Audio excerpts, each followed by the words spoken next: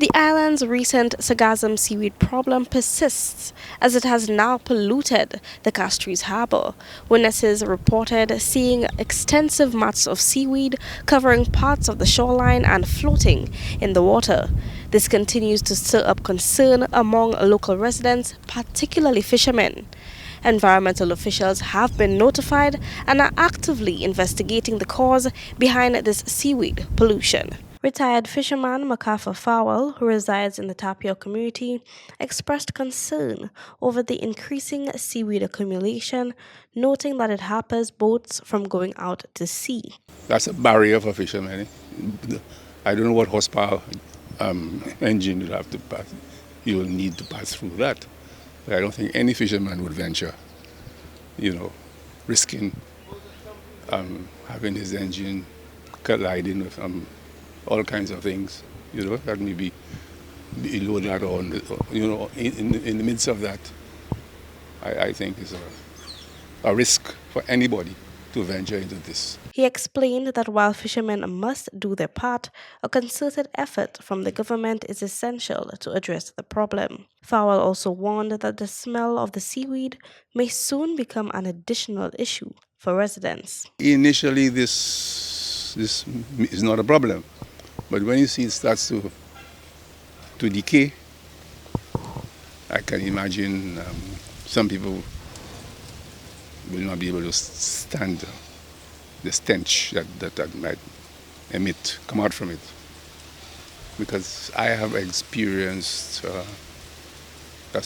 this here, Sargassum, but people have had to run away from here.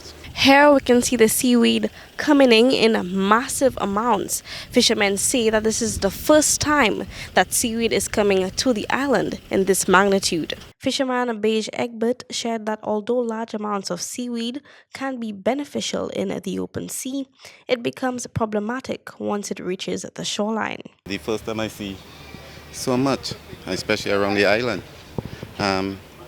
Outside of the island, it's a lot, and it benefits us, and it doesn't. Right now, it doesn't benefit us. But when we're out in the sea, it do benefit us, because that's where we get all the kawa, the dowad, yes, and that's what we need to, as fishermen, land a lot of fish and make something happen. Another fisherman expressed hope that some use could be found for the seaweed as a means to help clean the shoreline.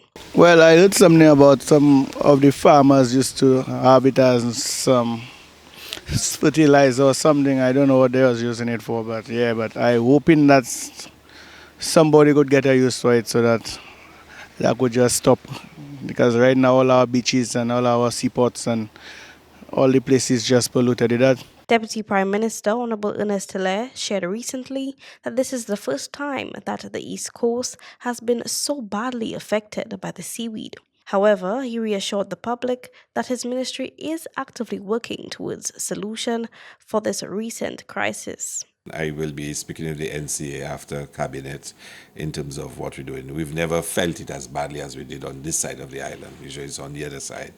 And I think they've given me some explanation why, some changing of the currents and whatnot. It is something we're going to address. Currently, no solution has been proposed for the ongoing seaweed pollution. This problem continues to worsen, with beaches, harbors, and bays from Castries, Vigi Beach to Soufre being overtaken by Sargassum. Kayla Edwin, MBC Prime.